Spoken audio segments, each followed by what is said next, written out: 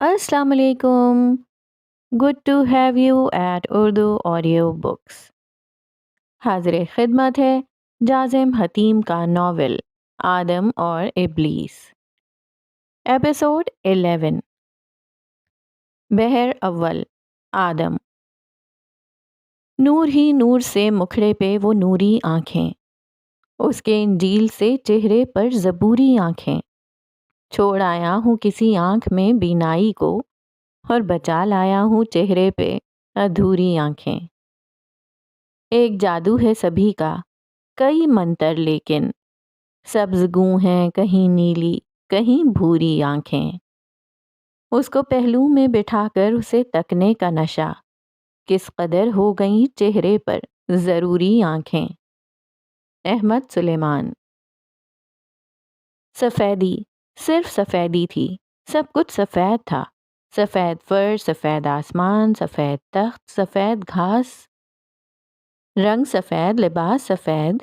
इस सफ़ेदी में चमकने वाली रंगीन चीज़ सिर्फ वो नूरी आंखें थीं, फातिमा शाहिद की ज़बूरी आंखें। सफ़ेद घास पर लेटे वजूद ने हल्के से अपनी आंखें खोलीं। उस वजूद की वीरान आंखें एक तवील सफ़र की दास्तान सुनाती थीं। मोमिन। नर्म सी मुस्कुराहट उस इंजील से चेहरे पर हनूस कायम थी। मामा। एक आंसू टूटकर मोमिन के गाल पर बह गया। जी मामा की जान। रेशम का सफ़ेद लिबास इस तरह लहरा रहा था जैसे कार्नवाल की लहरें सफ़ेद साहिल से सर पटकती हों। मामा, क्या ये आलम अरवा है? नहीं। मुस्कुराहट हनूस कायम रही। तो क्या मैं मर चुका हूँ? नहीं। फिर ये कौन सी जगह है? फातिमा शाहिद सिर्फ मुस्कुराई, मगर जवाब में कुछ ना कहा। तुम्हारे मामू कैसे हैं? और मामी और नाना ने मुझे माफ़ किया या नहीं? मामू ठीक हैं, बाकी सब भी, मगर नाना से मैं कभी नहीं मिला। नर्म मुस्कुराहट अब नर्म नहीं रही थी, वो उदासी में बदल गई थी। रोहान, अनाया कैसी है? ठीक है। अनाया कैसी लगती है? वो भी ठीक है। मैंने पूछा कि अनाया कैसी लगती है, ये नहीं कि वो ठीक है या नहीं। मोमिन ने मुस्कुराकर फातिमा शाहिद की तरफ देखा। उसकी उदासी मांद पड़ी, चेहरे के तासुरात नरम पड़े। बस अच्छी नहीं, बहुत अच्छी लगती है। तो शादी कर लो। अगर उसे मैं पसंद ना हूं तो? ये पूछने पर ही पता चलेगा। उसने इनकार कर दिया तो मुझे बहुत तकलीफ होगी, और मैं नहीं चाहता कि मैं उसके नज़र में गिर जाऊं। और अगर वो किसी और की हो गई तो? हाथ से मोमिन का मुंह अपनी तरफ मोड़ा। तो मैं इकरार किए बगैर ही मर जाऊंगा। ये ईमान था, मोमिन का ईमान। फातिमा शाहिद मुस्कुराई और सर को खम देते हुए बोली, और अगर वो पहले इकरार कर ले तो भी कुछ नहीं, उसके साथ भी वही होगा जो बाकियों के साथ होगा। हर मामला दोनों जानिब से देखने और सुनने के बाद ही तासुर बनने के जीने पर पहुंचता है। और तुम, क्या तुम दोनों तरफ की कहानी जानते हो? मोमिन ने सर को खम दिया और मायूस निगाह उन पर डाली। आंख झूठ नहीं बोलती।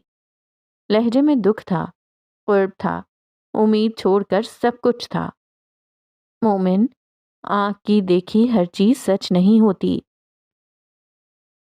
सफ़ेद दुनिया में रंगीन तस्वीर बनी। 5 साल का मोमिन वसी पहाड़ों से घिरी सरजमीन में परिंदों के पीछे भागता तो कभी ज़मीन पर बने पानी के दायरे में उछलता। हवा में मुअल्लक पानी के कतरे मोतियों की मानिंद चमकते थे।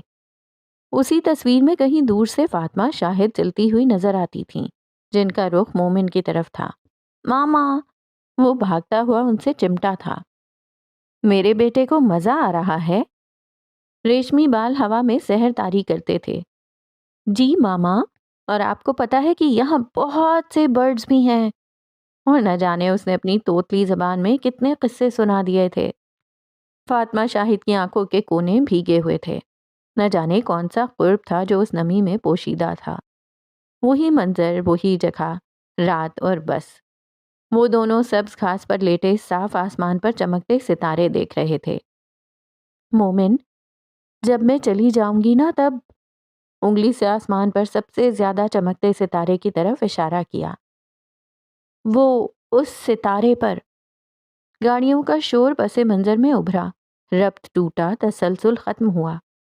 بات ادھوری چھوڑتے ہوئے فاطمہ شاہد نے مومن کو اٹھایا اور کیبن کی طرف بھاگ گئیں۔ مومن، جو بھی ہو تم باہر نہیں آؤ گے۔ وہ چہرے کو نہیں پڑھ سکتا تھا، پھر بھی وہ سہم گیا تھا۔ ماما! چیخیں بلند ہوئیں۔ ماما، مجھے آپ کے ساتھ جانا ہے۔ وہ ان کے پیچھے بھاگا، مگر تب تک دوسری جانب سے دروازہ بند ہو گیا۔ منظر بدل گیا۔ اب دوبارہ سے سفید لاشعوری دنیا میں واپس آ چکا تھا۔ ماما، اس دن آپ نے مجھے کیوں چھوڑا تھا؟ آپ واپس کیوں نہیں آئی تھیں؟ مومن، یہ لاشعور کی دنیا ہے، یہاں ہر جواب نہیں مل سکتا۔ فاطمہ شاہد دھندلے مسکراتے چہرے کے ساتھ دھول کی صورت غائب ہو رہی تھیں۔ ماما رکیں پلیز، اس دن بھی آپ نہیں رکی تھیں۔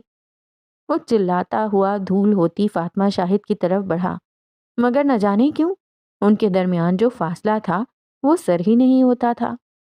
بیپ بیپ بیپ آواز کمرے میں گونج رہی تھی۔ چلتا ہیٹر کمرے کو گرم کیے ہوئے تھا، مگر ایک غیر حقیقی سردی جو جسم میں سرسراہٹ قائم کرتی تھی۔ چمکتی روشنی آنکھوں کو چندھیا دیتی تھی۔ پس منظر سے آتی مشینوں کی آوازیں اور ڈرپ میں گرتے پانی کے قطرے منظر کو مکمل کرتے تھے۔ دائم، جو سامنے صوفے پر بیٹھے ہوئے فون چلا رہا تھا، چونک کر مومن کی طرف مڑا۔ آرام سے اس کا تکیہ سیٹ کرتے اسے ادھ لیٹے انداز میں بٹھایا۔ درد ہو رہا ہے؟ آواز کہیں دور سے آتی سنائی دی۔ آنکھیں جس کو تلاش رہی تھیں وہ کمرے میں موجود ہی نہیں تھی۔ انایا بھی اسپتال ہی میں ہے۔ وہ مومن کی نگاہوں کو پہچانتا تھا۔ آئی کیوں نہیں؟ اسے انزائٹی اٹیک ہوا تھا۔ مومن کے ماتھے پر کچھ چکن ابھری۔ اب وہ کہاں ہے؟ دائم نے انگلی سے کھڑکی کے پار دوسرے کمرے کی طرف اشارہ کیا۔ میری گردن مڑتی ہوتی تو میں ادھر دیکھ لیتا، مگر معذرت، میں گردن موڑ کر ادھر دیکھ نہیں سکتا، تو براہ کرم اپنا منہ کھول لیں۔ انایا پار اس کمرے میں ہے۔ اس کے پاس کوئی ہے؟ اسے اپنے سارے درد بھول گئے۔ یاد تھی تو صرف انایا، جو اس وقت دوسرے کمرے میں موجود تھی۔ او بیٹھ جا، پہلے خود تو ٹھیک ہو جا، پھر انایا کا سوچیں۔ اور میری ہے اس کے پاس۔ انایا کی حالت پہلے اس حد تک خراب نہیں ہوئی تھی، اب ایسا کیا ہوا ہے کہ وہ ایڈمٹ ہے؟ جس نے بھی کہا، مگر درست کہا ہے کہ عشق کسی کروٹ چین سے نہیں بیٹھنے دیتا، اور مومن کا حال بھی کچھ ایسا ہی تھا۔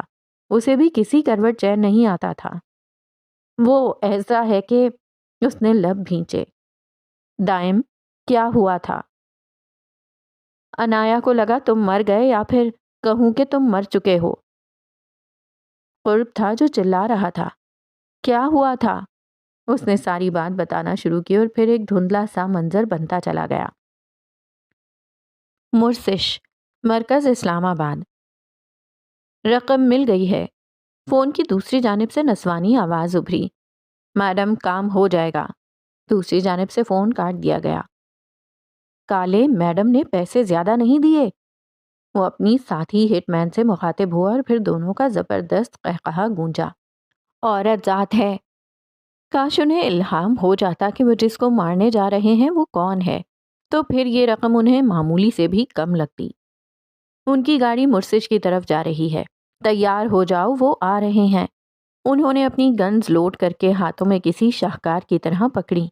ابھی کچھ منٹ ہی گزرے تھے کہ مومن کی سفید رینج روور مرسش کی پارکنگ میں رکی۔ دائیں جانب سے مومن نکل کر دوسری طرف آیا اور انایا کے لیے دروازہ کھولا۔ ہلکی ہوا سے انایا کے چہرے پر آتے بال جھول رہے تھے۔ چلیں؟ اس نے مومن کا آگے بڑھایا ہاتھ تھام لیا۔ نشانہ لو۔ اس نے انایا کے سر کا نشانہ لیا۔ جب انایا کا پاؤں پتھر سے اڑا، وہ لڑکھڑائی اور اس کا فون زمین پر گرا۔ دھیان سے۔ مومن نے انایا کا ہاتھ تھام کر اسے اپنی طرف کھینچا۔ اس وقت اس کی آنکھوں میں کوئی چیز چمکی جو اس کی آنکھوں کو چندھیا گئی۔ ایک پل کی تاخیر کیے بغیر اس نے انایا کو اپنے حصار میں لیا تھا۔ جلتا مادہ اس کے جسم میں گھر کر گیا۔ سرخ ہوتی آنکھیں ابلتے پانی سے بھرنے لگیں۔ انایا کے گرد اس کا حصار مزید سخت ہوا۔ اور اس وقت تک نہیں ٹوٹا جب تک مومن کے گارڈز وہاں نہیں پہنچ گئے۔ رومن میں بیٹھے دائم کے فون کی اسکرین سرخ ہوئی، اس کی کام کرتی انگلیاں ساکت ہو گئیں۔ جان لیوا خطرہ دروازہ پار کر چکا تھا۔ اس SOS سگنل کے ساتھ مومن کی لوکیشن بھی دائم کو شو ہو رہی تھی۔ مرسش میں آؤ تو مومن زمین پر لیٹا ہوا تھا، اس کا سر انایا کی گود میں تھا۔ مومن بھیگی آنکھوں کے ساتھ ہلکا سا مسکرا رہا تھا۔ شاید یہ خوشی اس بات کی تھی کہ مرتے وقت وہ اپنی پسندیدہ شے کو دیکھ رہا تھا۔ آج اسے انایا کی بھیگی آنکھیں ہمیشہ سے زیادہ اچھی لگی تھیں، کیونکہ وہ اس کے لیے بھیگی تھیں۔ انایا، اس کی ٹوٹی آواز سے بمشکل کے الفاظ ادا ہوئے، اس کی سانسیں ٹوٹ رہی تھیں۔ وہ بہت کچھ کہنا چاہتا تھا، وہ سب کچھ کہنا چاہتا تھا، مگر وقت نے پہلے کب کسی کو موقع دیا ہے جو اب دیتا۔ اس کا جسم ٹھنڈا پڑنے لگا۔ ایک آخری آنسو انایا کی آنکھ سے ٹوٹ کر مومن کی جلد میں جذب ہوا، پھر سب منظر دھندلا ہو گیا۔ انایا اس اسٹریچر کے پیچھے چلتی ہوئی ایمرجنسی میں داخل ہوئی، اس کے قدم ماند پڑے اور جسم ٹھنڈا۔ ایک آخری نگاہ شیشے کے پار ڈالی جہاں سبز گاؤن میں ملبوس کئی لوگ مومن کی طرف جھکے ہوئے تھے۔ ایک آخری نگاہ اس پر ڈالی اور دیوار کے ساتھ ٹیک لگائے ٹھنڈے فرش پر بیٹھتی گئی۔ اس کے حواس معدوم ہونے لگے۔ مشینوں کے شور، گردش گروہ کا شور، کسی بچے کے رونے کی آواز اور نہ جانے کتنی آوازیں تھیں جو بھنور کی صورت اختیار کر کے اپنی پہچان کھو رہی تھیں، مگر انایا کو صرف ایک ہی آواز سنائی دیتی تھی، ایک بچے کے چلانے کی آواز جو کبھی خوف سے گھری ہوتی تو کبھی ویرانیت سے۔ انایا، وہ جو GPS ٹریک کر کے یہاں تک آیا تھا، انایا کی حالت دیکھ کر ایک بار اس کے دل کو ہاتھ بڑھا۔ انایا، مومن ٹھیک ہے کیا؟ جواب ندارت۔ ماضی کے خوف جیت چکے تھے۔ دائم کے قدم سست پڑے۔ وہ سمجھدار تھا، رویہ پڑھنے کا علم رکھتا تھا، اور اس سناٹے سے وہ اندازہ لگا چکا تھا کہ کچھ غلط ہو چکا ہے۔ کافی دیر سرد کوریڈور میں ٹہلنے کے بعد ان کا انتظار ڈاکٹر کی آواز سے ختم ہوا۔ 418 نمبر کے پیشنٹ کے ساتھ کون آیا تھا؟ میں، انایا بولی۔ دائم نے چند قدم ڈاکٹر کی طرف بڑھائے۔ ہم انہیں نہیں بچا سکے۔ ان کی آنکھیں نم ہوئیں۔ دائم، یہ پاگل ہو گئے ہیں، ان کو بولو ایک بار دوبارہ چیک کریں۔ وہ چلا رہی تھی، مگر کوئی اس کی آواز نہیں سن رہا تھا۔ انایا، سنبھالو خود کو۔ جب اچانک انایا کے دل میں ایک ٹیس اٹھی۔ دائم، میں، سانس۔ مضبوطی سے بھینچے ہاتھ پہلو میں گرے۔ اس سے پہلے کہ وہ خود نیچے گرتی، دائم نے اسے سنبھال لیا تھا۔ پاس کھڑے ڈاکٹر تیزی سے اس کی طرف بڑھے۔ نرس کا ایک عملہ اسے اسٹریچر پر لٹائے اپنے ساتھ لے گیا۔ سر، آپ ہمارے ساتھ آئیں اور پیشنٹ 418 کی فائلز پر سائن کر دیں۔ وہی جانتا تھا کہ وہ کس طرح ڈاکٹر کے آفس تک پہنچا تھا۔ سر، آپ بیٹھیں، فائلز بس آ رہی ہیں۔ ابھی اس کی بات مکمل نہیں ہوئی تھی کہ جب ہاتھ میں فائلز پکڑے ایک جونیئر ڈاکٹر کمرے میں داخل ہوا۔ سر، فائلز۔ وہ کچھ جھجک رہا تھا۔ کیا سب دیکھ لیا تھا؟ جی سر۔ دائم، یہ نیچے لیفٹ پر سائن کرنے ہیں۔ اس نے کپکپاتے ہاتھوں سے فائل پکڑی۔ سب سے پہلے اس کی نظر وجہ موت پر گئی۔ ہیموفیلیا؟ اس کے ہونٹوں میں ہلکی سی جنبش ہوئی، آنکھیں چمکیں۔ مرنے والے کا نام نصیر احمد تھا۔ انایا نے نمبرز آگے پیچھے کر دیے تھے۔ سر، پیشنٹ نمبر 841 خطرے سے باہر ہے۔ وہ ایک بار پھر کمرے سے باہر نکلا جب دائم نے آواز دے کر اسے روکا۔ یہ 841 کا نام کیا ہے؟ سر، مومن۔ وہ ہلکا سا مسکرایا، پھر اپنی جگہ سے اٹھا، فائل میز پر ڈاکٹر کی طرف دھکیلی۔ 418 میرا پیشنٹ نہیں، اس کے درست وارثان کو ڈھونڈ لو۔ وہ کمرے سے باہر آیا تو اسے انایا کی خبر بھی مل گئی۔ انایا کو بس اینزائٹی اٹیک ہوا تھا۔ میری، میرے ساتھ جھوٹ مت بولو، مجھے پتا ہے کہ مومن کی آج صبح تدفین کر دی گئی ہے۔ وہ اپنی بات پر بضد تھی۔ انایا، تمہیں کس نے کہا؟ نرس نے بتایا تھا کہ 418 کی آج صبح 10 بجے تدفین ہو گئی تھی۔ مومن 841 تھا، نہ کہ 418۔ میری، میرے ساتھ جھوٹ مت بولو۔ انایا، میری جان، میرا یقین کرو۔ میری نے اس کے دونوں ہاتھ اپنے ہاتھوں میں لیے۔ انایا۔ دروازہ کھلتے ہوئے مومن اندر داخل ہوا۔ وہ مشکل سے دروازے کے ہینڈل کے سہارے کھڑا تھا۔ مومن! خوشی کی ایک چیخ بلند ہوئی اور عنایا بے اختیار مومن کی طرف بھاگی۔ عنایا مجھے درد ہو رہا ہے، وہ کراہتے ہوئے بولا تو تب عنایا نے اسے چھوڑ دیا اور پیچھے ہوئی۔ وہ مومن کی طرف بھیگی آنکھوں سے دیکھتے ہوئے مسکرائی اور پھر بولی، سوری، مجھے لگا تھا آپ مر گئے ہو۔ وہ صرف مسکرایا مگر جواباً کچھ نہ بولا۔ تو نکل آئی مرغی اپنے دربے سے باہر۔ اس نے زرین محل کا صدر دروازہ عبور کرتی ہوئی زائنہ پر طنز کیا تھا، شکر کرو ملکہ یہ مرغی حلال نہیں ہوئی۔ قاصبیوں سے مرغی کی جان کیسے بچی؟ اللہ مددگار۔ آسمان کی طرف دیکھتے ہوئے اس نے دونوں ہاتھ ہوا میں بلند کیے۔ عمار بھائی شادی کر رہا ہے؟ کس سے؟ مجھے کیا پتا؟ بے پرواہی سے شانے اچکائے۔ کیوں؟ میں نے کون سا اس کے ساتھ رہنا ہے جو اس کا پتہ رکھوں؟ زائنہ کو حیرت نہیں ہوئی تھی، عاقبہ ایسی ہی تھی، دنیا سے بیزار۔ کب ہے شادی؟ جب میرے پاس کپڑے بن جائیں گے اس کے بعد ہی ہوگی۔ زائنہ نے تعصب بھری نگاہ اس پر ڈالی جو بے پرواہی سے فون پر ڈیزائنر ڈریسز دیکھ رہی تھی۔ کون سا ڈریس پسند آیا؟ ہاں یہ دیکھو، یہ 3 ڈریسز میں نے مہندی کے لیے آرڈر کیے ہیں۔ 3 کیوں؟ ہر گھنٹے بعد ایک ڈریس چینج کروں گی نا، سمجھا کرو بات کو۔ فنکشن تو کم سے کم 6 گھنٹے کا ہوگا۔ او پلیز، پہلے تو یہ کہ اگر میں 3 گھنٹے سے زیادہ رکی تو پھر دلہن کو اٹینشن کب ملے گی، اور دوسرا یہ کہ تم میری ماں نہ بنو، میں جو چاہوں گی وہ کروں گی۔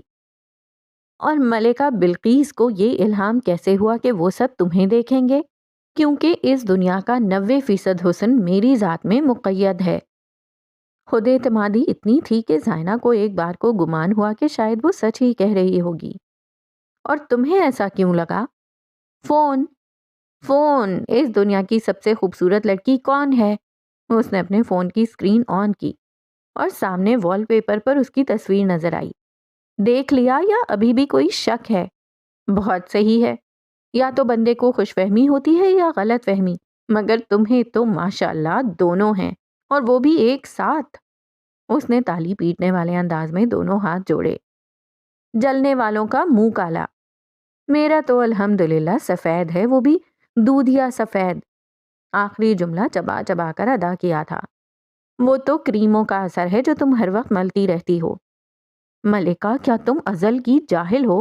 اسے سن بلاک کہتے ہیں۔ کچی دھوپ میں اس کے بال چمکے تھے۔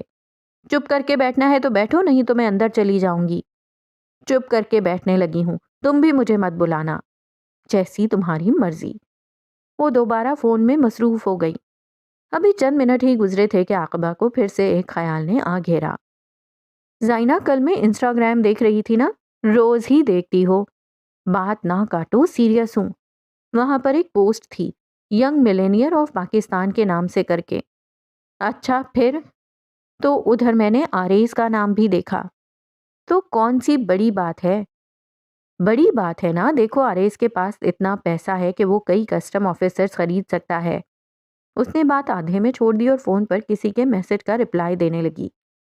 ملکہ جہنمی عورت ہو تم، آدھی بات چھوڑ کر کدھر غائب ہو جاتی ہو؟ بات پوری کرو۔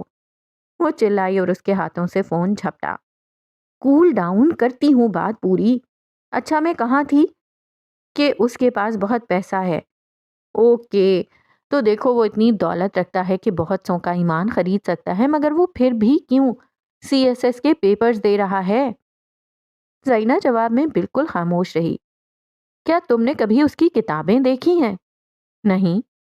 زائنہ اپنے ایمان سے بتاؤ، کون سا کاروباری شخص کروڑوں کا بزنس چھوڑ کر چند لاکھوں کی گورنمنٹ جاب کرتا ہے؟ ملکہ ہو سکتا ہے کہ وہ اتنے دنوں سے کہاں پر ہے؟ اس نے زائنہ کی بات کاٹی۔ کسی کام سے باہر گیا ہے۔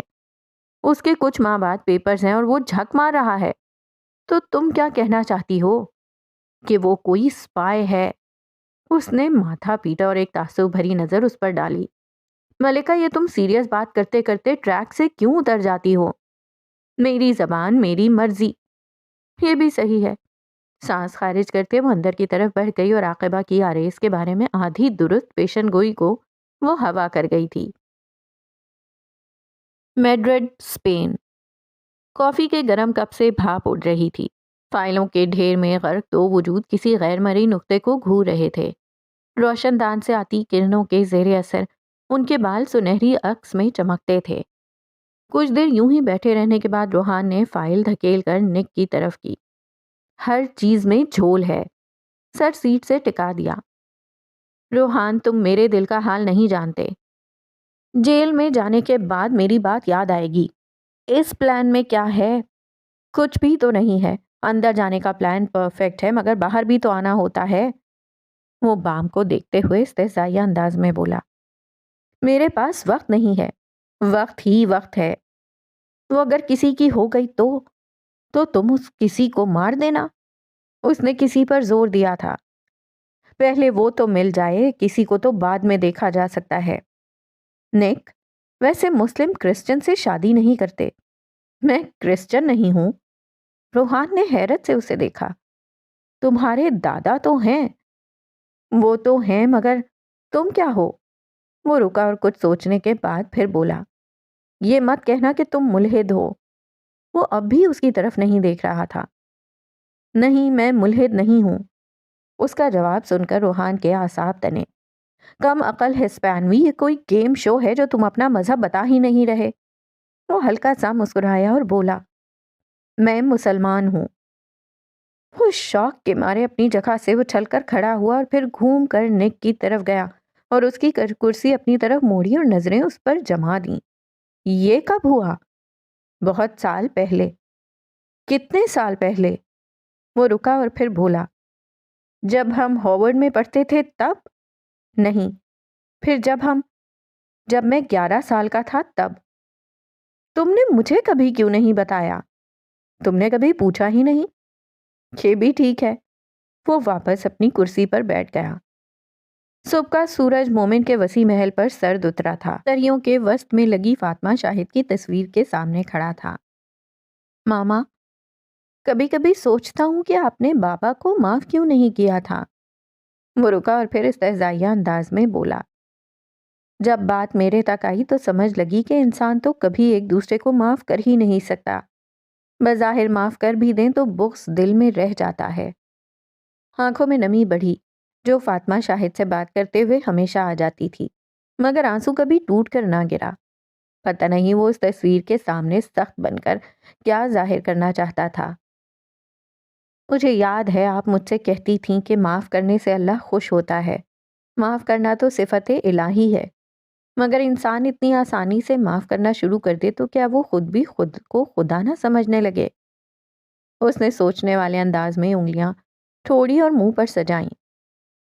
آپ کو پتا ہے کہ میں کتابیں بھی پڑھتا ہوں۔ آپ ہمیشہ یہ کہتی تھیں کہ کتابیں انسان کو میچور کرتی ہیں۔ وہ رکا اور زوردار قہقہا بلند ہوا۔ آپ بالکل ٹھیک کہتی تھیں، میں نے بھی کافی کچھ سیکھا ہے۔ اس نے تھیں پر زور دیا۔ کسی نے لکھا خودی کو پہچان لو، خدا تک پہنچ جاؤ گے۔ کسی نے کہا ضبط کر لو، خدا کے قریب ہو جاؤ گے۔ تو کسی نے کہا معاف کرنے سے بندہ خدا کے قریب ہوتا ہے۔ اس نے ہاتھ کمر پر باندھ لیے اور مسکرایا۔ وہ مسکان طنزیہ تھی جس میں ہر بشر کی ذات پر طنز تھا۔ پتہ نہیں سب شعراء اور مصنفین کو جھوٹ لکھتے ہوئے شرم نہیں آتی۔ ہم عام بشر ہیں، نہ کہ کوئی نبی جو بغیر بغض رکھے دوسروں کو معاف کر دیں، نہ کوئی صحابی جو خود بھوکا رہ کر دوسروں کو اپنے حصے کا کھانا دے دیں۔ ہم اور لکھاری سب تو عام انسان ہیں، خطا کے پتلے، حریص بت۔ پتہ نہیں یہ سب غلط لکھ کر اپنی قبروں میں بچھو کیوں بڑھا رہے ہیں۔ پہلے کم گناہگار ہیں سب۔ وہ استہزائیہ ہنسا تھا۔ سب بھول کیوں جاتے ہیں کہ ہم سب قابیل کی نسل میں سے ہیں جن کی روح کو سیاہی سے بھر دیا گیا۔ اس کی آنکھوں میں چمک نمودار ہوئی۔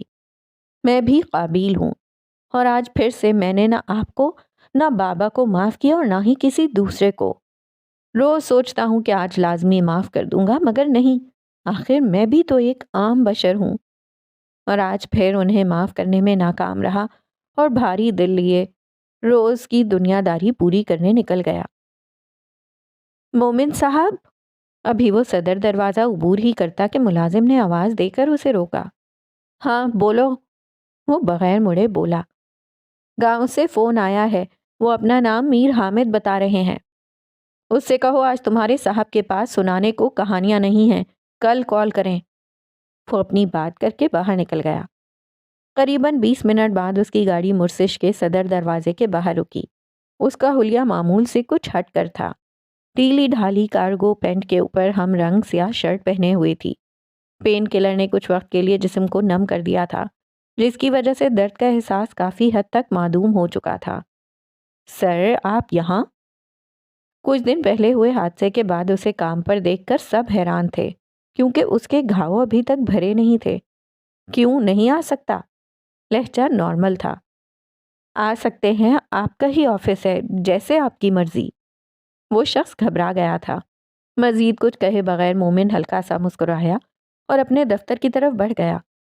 لفٹ کا دروازہ کھلا اور وہ شیشے کا دروازہ دھکیلتے ہوئے اپنے دفتر میں داخل ہوا۔ اس کے ڈیسک کے نسبت پورا دفتر چمک رہا تھا۔ مومن کی غیر موجودگی میں کسی کو اجازت نہیں تھی کہ اس کی فائلز کو ہاتھ لگائیں یا انہیں سمیٹ کر رکھیں۔ مومن صدر کرسی دھکیل کر اس پر بیٹھا اور سامنے میز پر سے سیاہ رنگ کی فائل اٹھائی۔ اس فائل میں گارڈن آف ایڈن کے 7 ڈیزائنز تھے۔ لفٹ کا دروازہ کھلا اور ایک پتلی مگر لمبی لڑکی کچھ کاغذ پکڑے اس کے دفتر میں داخل ہوئی۔ سر، آپ کیسے ہیں؟ وہ جیولی ڈیزائننگ ٹیم کی ہیڈ تھی۔ ان ڈیزائنز کے سیمپل کیا ابھی تک نہیں بنے؟ نہیں۔ کیوں؟ اس کے اعصاب تنے مگر لہجہ نارمل رہا۔ کیونکہ آپ نے ابھی تک کوئی ڈیزائن سلیکٹ ہی نہیں کیے۔ یہ کیا ہے؟ لیزا نے وہ سیاہ فائل دیکھی جس پر 7 ڈیزائنز تھے۔ سر، یہ ہماری ٹیم میں سے کسی نے نہیں کیا، کیونکہ یہ فائل کے 7 ڈیزائنز تو آپ نے ہی سلیکٹ کرنے تھے۔ مومن کو یاد آیا کہ جس دن اسے گولی لگی تھی اس دن اس نے انایا سے بات کرنے کے بعد واپس مرسش آ کر ڈیزائنز فائنل کرنے تھے۔ یہ فائل کس نے بنائی؟ لیزا کچھ دیر سوچتی رہی اور پھر بولی، سر مجھے یاد نہیں آ رہا۔ وہ مومن کی سرد نگاہوں کی سرسراہٹ محسوس کر سکتی تھی۔ کیا میرے پیچھے کوئی میرے آفس میں آیا تھا؟ اس نے کچھ دیر سوچا اور پھر جواب دیا، جی سر، آئے تھے۔ کون؟ عمار صاحب اپنی بہن کے ساتھ آئے تھے اور شاید عمار صاحب کی بہن یہ ڈیزائنز آگے پیچھے کر رہی تھیں۔ عمار کی بہن کون؟ وہ جس کے بال اسٹریکس ہوئے تھے؟ جی سر، وہی تھیں، اور یہ جو ڈیزائنز فائل میں ہیں وہ بھی کچھ چینج ہیں، شاید یہ بھی انہوں نے ہی کیا ہے۔ اس نے اس فائل پر سائن کر دیے تھے۔ کل تک مجھے ان ڈیزائنز کے سیمپل اپنی ٹیبل پر چاہیے۔ وہ ڈیزائنز کی کاپی لے کر کمرے سے باہر چلی گئی۔ تو عاقبہ، تمہارے پاس لمبی زبان اپنی غلطی نہ ماننے کے علاوہ بھی کوئی اور ٹیلنٹ ہے؟ واو، امپریسو۔ ہیلو عمار، تم اس دن آئے تھے، خیریت تو تھی؟ ہاں، ویسے ہی آیا تھا۔ اس نے گولف سٹک ہوا میں لہرائی اور اسے واپس باسکٹ میں رکھا اور اپنا ہاتھ جیب میں ڈالا۔ میں آج تمہارے گھر بھی آیا تھا مگر پھر پتا چلا کہ صاحب جی آرام کرنے کے بجائے دفتر پہنچے ہوئے ہیں۔ لازمی تھا، سال کے آخر میں گارڈن آف ایڈن بھی لانچ کرنا ہے نا۔ وہ مسکرایا تھا۔ ابھی کدھر ہے تو؟ مرسش سے گھر جا رہا ہوں۔ میں شام سے پہلے ایک بار چکر لگاؤں گا، آج نے سے 1 گھنٹہ پہلے کال کر کے بتا دینا۔ اوکے۔ دوسری جانب سے فون کاٹ دیا گیا۔ روحان، ہمارا کانٹریکٹ بھی ختم ہونے والا ہے۔ کون سا؟ لوینزا ٹاور والا۔ ایک دھندلا عکس منظر پر بننا شروع ہوا۔ تاریخ انہی دنوں کی تھی جب روحان اور نک نے مل کر بلیڈ کو مارا تھا۔ ان کا پہلی بار نک کے ساتھ اسپین آنا، برستی بارش کی وجہ سے میڈرڈ میں پیچھے گرے لوینزا ٹاور سے جو غبار بلند ہوا تھا وہ بیٹھ چکا تھا، اور کیچڑ ہوئی مٹی کے پرامن سکون کو خدا حافظ بول کر میڈرڈ ایئرپورٹ پر پہنچو تو بظاہر خاموشی تھی، مگر بوجھل دل لیے وہ دونوں ایئرپورٹ پر کھڑے نک کو دیکھ رہے تھے۔ یہ تخت ملنے کی قربانی تھی کہ دوست چھوٹ رہے تھے، شاید ہمیشہ کے لیے یا پھر وقتی تھا۔ جو بھی ہو، بادشاہت قربانی مانگتی ہے جو دوستی سے چکا دی گئی تھی۔ پھر ملیں گے۔ مومن نے اپنی فسٹ آگے کی۔ پھر ملیں گے۔ پھر روحان نے۔ پھر ملیں گے۔ سب سے آخر میں نک نے اپنی فسٹ آگے کی۔ انہوں نے ایک آخری فسٹ بمپ کیا اور پھر وہ آگے بڑھ گئے۔ آج کا سورج ہاورڈ پر گرم اترا تھا۔ کچھ برف کے پگھلنے سے زمین کے کچھ خطوں میں سبز گھاس نظر آ رہا تھا۔ ادھر ہی قریب ایک بینچ جس پر سورج سب سے زیادہ تیز پڑ رہا تھا، اس پر مومن اور روحان بیٹھے ہوئے تھے۔ ہاتھوں میں پکڑے کافی کے کپ سے بھاپ اڑ رہی تھی، ایک گھونٹ بھرتے پھر انسٹا اسکرول کرتے۔ مومن، اس نے آسمان کی طرف دیکھتے ہوئے اسے بلایا۔ ہاں، اس نے اسکرین سے نظر نہیں ہٹائی تھی۔ ویسے مجھے نہیں لگتا کہ وہ گھٹیا اسپینوی واپس آئے گا۔ مجھے بھی۔ ویسے فائنلز میں ایک ہفتہ ہی رہ گیا ہے۔ مومن، جب کوئی یاد آتا ہے تو کیا فیل ہوتا ہے؟ کس لیول تک یاد آنے کی بات کر رہا ہے؟ کسی لیول کا بھی بتا دے، کیا فرق پڑتا ہے؟ جس بندے کو ہم یاد کر رہے ہوتے ہیں اس کی شکل اکثر نظر آتی ہے۔ واو! وہ آسمان کو دیکھتے ہوئے بولا۔ کیا ہوا؟ مومن ابھی بھی اسکرول کر رہا تھا۔ مجھے بھی وہ ہسپانوی ماڈل کا گدھا نظر آ رہا ہے، پر اس کی آنکھیں دو رنگی نہیں ہیں، وہ سرمئی ہیں۔ اچھا، اور کوئی نشانی بتاؤ کسی کو یاد کرنے کی۔ ان کی آواز بھی سنائی دیتی ہے۔ مجھے بس شکل ہی نظر آ رہی ہے، آواز نہیں۔ پھر اتنا یاد نہیں آ رہا ہوگا۔ اوہ سرمئی نک، کچھ بول۔ کیا بولوں؟ مومن، مجھے اس کی اب آواز بھی آ رہی ہے۔ مجھے بھی آ رہی ہے۔ واؤ! کیا ہم دونوں اسے یاد کر رہے ہیں؟ ہو سکتا ہے۔ کیا تم گدھے ہو؟ اوہ مومن، یہ تجھے گدھا بول رہا ہے۔ مجھے لگا کہ تجھے کہہ رہا ہے۔ دونوں ہی گدھے ہو۔ مومن، اس نے ہم دونوں کو گدھا کہا ہے، اس نے ابھی ابھی بتایا ہے۔ مجھے بھی آواز آئی تھی۔ میں سچ مچ کا ادھر ہوں۔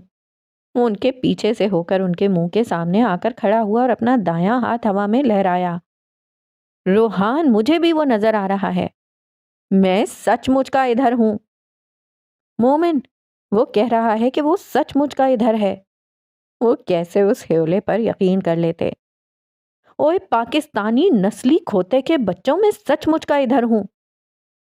دیکھو، چونکہ تم یہاں موجود نہیں ہو اس لیے تمہیں کوئی گالی نہیں دے رہا، مگر جو تم سچ مچ کے یہاں ہوتے تو میں تمہیں نسلی ہسپانوی کھوتے کا بچہ کہتا۔ یا خدایا! اس نے اپنی جیکٹ سے اسٹنگ نائف نکال کر اپنی انگلی پر ہلکی سی چبھوئی، جس کی وجہ سے خون کے چند قطرے سفید برف پر گرے۔ اوئے یہ تو اصلی ہے! ان دونوں کی آواز میں جوش تھا۔ نک! وہ ہم آواز ہوئے اور اس کی طرف بھاگے۔ کتنی کول نائف ہے! نک کا وجود کہیں پس منظر میں چلا گیا اور وہ اسٹنگ نائف پیش منظر بن چکی تھی۔ منظر بدلا۔ اب وہ سب قریب کے ایک ریسٹورانٹ میں بیٹھے تھے۔ میں ہی گدھا تھا جو تم دونوں کو سرپرائز دینے کا سوچا۔ جو بات ہے۔ وہ دونوں ہم آواز بولے۔ ویسے تم واپس کیسے آئے؟ دادا نے بھیجا۔ کیوں؟ وہ کہتے ہیں کہ تم سے لوینزا ٹاور کا میپ اسکیچ کرواؤں۔ فائنلز کے بعد کروں گا۔ واو! مومن نے روحان کے جواب پر دونوں ہاتھ آپس میں جوڑے۔ تمہیں کیا ہوا؟ مجھے نہیں، تمہیں کیا ہوا؟ مجھے کیا ہونا ہے؟ تم نے اتنی آسانی سے ہاں کیسے کر دی؟ اب میں اتنا بھی برا نہیں۔ وہ نک کی طرف مڑا۔ میری پیمنٹ کا طریقہ کچھ الگ ہوگا۔ اب وہ سیریس تھا۔ میں ایک فکس رقم تو تم سے لوں گا ہی، مگر میں اس نقشے میں ایک جھول بھی رکھوں گا اور جب تک تم اس جھول کی تہ تک نہیں پہنچ جاتے تب تک تم مجھے ہر مہینے ایک فکس رقم دو گے، وہ بھی ڈالرز میں۔ وہ رکا اور پھر کچھ سوچنے کے بعد بولا، جب تک تم یہاں پڑھ رہے ہو تب تک ہر مہینے کچھ $1000 اور لوینزا ٹاور بننے کے بعد وہ ماہانہ رقم کچھ $1,00,000 ہو جائے گی۔ اور میرے پاس اتنے پیسے کہاں سے آئے؟ آف شور کمپنی اور منی لانڈرنگ سے جو ٹیکس بچتا ہے یہ اس کا 1% بھی نہیں ہے۔ اور تمہیں یہ سب کیسے پتا؟ لیسٹر لوینزا کے فون سے۔ تم نے ان کا فون چوری کیا تھا؟ نہیں، میں نے ان کے ساتھ ایک کون گیم کھیلی تھی، انہوں نے اپنا فون مجھے خود دیا تھا۔ وہ بھول گیا تھا کہ روحان عام نہیں تھا۔ اسے چھوڑو، لوینزا ٹاور کے جھول کی بات مکمل کرو۔ ایسا جھول جو ایک مکمل اور سیف ایگزٹ دے گا، ایک ایسا کمرہ جسے کوئی ہیٹ کیمرہ نہیں پکڑ سکے گا۔ اس کی دلچسپی بڑھی۔ اور اس جھول کا نام کیا ہوگا؟ Tower of conspiracy. اس کی آنکھوں میں چمک نمایاں ہوئی تھی۔ وہ کیا کرنے والا تھا یہ اب تک کسی کو نہیں پتا تھا۔ حال میں واپس آؤ تو روحان قہقہے لگا کر ہنس رہا تھا۔ اور تمہیں لگا یہ کوئی 2 number detective tower of conspiracy کو پکڑ لے گا؟ مجھے پتا ہے کہ تم ایکٹنگ کر رہے ہو۔ نک، ٹاور آف کانسپریسی یہ کون ہے؟ اس کی آنکھوں کی چمک بڑھی۔ سب سے بہترین کون گیم کون سی ہوتی ہے؟ اس نے نک کی طرف دیکھا۔ جو پکڑی نہ جائے؟ درست۔ اس نے دونوں ہاتھ جوڑ کر تالی بجائی۔ اور میری فیوریٹ کون گیم کون سی ہے؟ جس میں بندے کو لگے وہ بادشاہ ہے اور باقی سب پیادے، جبکہ دراصل وہ خود ہی پیادہ ہوتا ہے۔ وہ مسکرایا۔ اور اس کون کو میں کیا کہتا ہوں؟ Smoke and mirror. درست۔ تمہیں پتا ہے کہ میری زندگی کی دوسری بڑی ریگریٹ کیا ہے؟ کیا؟ کہ مجھے لیونزا ٹاور کو ڈیزائن کرنے کے لیے چند مہینوں کے بجائے 2 سال ملے ہوتے۔ اس نے مایوسی سے شانے اچکائے۔ اگلے مہینے سے رقم $20 لاکھ ہو جائے گی اور یہ بائی اینول پیمنٹ ہوگی۔ وہ نک کی طرف دیکھ کر مسکرایا۔ کیوں؟ وہ اپنی جگہ سے اٹھا تھا۔ ایک اور دھندلی تصویر بننا شروع ہوئی۔ ہر سو کوہرا تھا، اتنا کوہرا کہ سڑک پر چلتی گاڑیاں اپنی آواز سے پہچانی جاتیں۔ وقفے بعد دھند میں چمکتی سرخ اور نارنجی روشنیاں بلند ہوتیں۔ وہاں سڑک کے پار قدموں کی چاپ سنائی دیتی جو اس دھند میں یوں غائب ہو رہی تھی جیسے کوئی سسکی ٹوٹی ہو۔ ٹریک سوٹ میں ملبوس 2 وجود جو اتنی دیر سے بھاگ رہے تھے، ان کے قدم ایک کیفے کے سامنے سست پڑے اور وہ ونڈ چارم کیفے کا دروازہ دھکیلتے ہوئے اندر داخل ہوئے۔ اندر کا منظر باہر سے یکسر مختلف تھا۔ چلتے ہیٹر کمرے کو گرم کیے ہوئے تھے۔ پیلی روشنی حرارت کے احساس کو بڑھاتی تھی۔ کیفے میں اٹھتی کافی اور چاکلیٹ کی مہک گھر کی حرارت کا عکس دیتی تھی۔ وہ 2 وجود کونے میں رکھی میز، جو کسی آنکھ میں نمائش کا سبب نہیں بن سکتا تھا، کی طرف بڑھے اور کرسی دھکیلتے ہوئے بیٹھے۔ 2 چاکلیٹ ملک۔ نک کی آواز آہستہ تھی مگر اتنی بلند کہ کاؤنٹر پر کھڑے لڑکے کو بآسانی سنائی دے سکے۔ براؤن شوگر بسکٹس بھی۔ روحان کی آواز نک سے کافی اونچی تھی۔ 10 منٹ بعد ویٹرس کے قدموں کی چاپ سے ان کی باتوں کا تسلسل ٹوٹا۔ اس نے براؤن شوگر بسکٹس کی دوسری پلیٹ میز پر رکھی اور واپس چلی گئی۔ لیونزا ٹاور کا نقشہ بن چکا ہے۔ نک کی نظریں اس پر ٹھہریں۔ اتنی جلدی؟ ہاں، زیادہ تو کچھ نہیں کر سکا، بس اس میں جو بھی اور جیسا بھی بنا ہے وہ سب بغیر سوال کیے اسی طرح تعمیر ہونا چاہیے۔ نقشہ کدھر ہے؟ میرے گھر میں۔ اس نے ہلکا سا سر ہلایا اور پلیٹ سے ایک اور بسکٹ اٹھایا۔ تم نے رقم ڈیسائیڈ کر لی؟ ہاں، اور دوست ہونے کی حیثیت سے میں نے جو پہلے شرائط رکھی تھیں وہ سب معاف۔ وہ شانے بے نیازی سے بولا۔ کتنی؟ $1 لاکھ۔ بس؟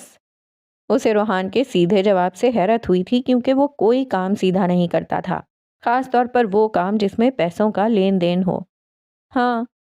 سچ میں؟ نہیں، مذاق کر رہا تھا۔ اس کا قہقہہ بلند ہوا اور وہ پھر سے بولا۔ تم ہر مہینے صرف اس مہینے کو چھوڑ کر $1 لاکھ دو گے اور جب ڈگری مکمل ہو جائے گی تو یہ $10 لاکھ ہو جائیں گے۔ اور یہ کب تک چلے گا؟ پہلے بھی بتا چکا ہوں، جب تک وہ جھول نہیں ڈھونڈ لیتے۔ تم تو کہتے تھے کہ میرے پیسے 2 نمبر ہیں، پھر وہی 2 نمبر پیسے کیوں لے رہے ہو؟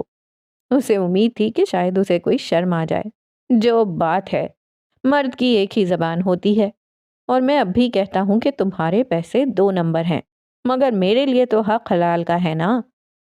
مطمئن بغیرت ہو۔ الحمدللہ۔ وہ اپنے الفاظ لمبے کھینچ گیا۔ اچھا، ایک اور بات، تمہیں ایک فیور دیتا ہوں۔ کیا؟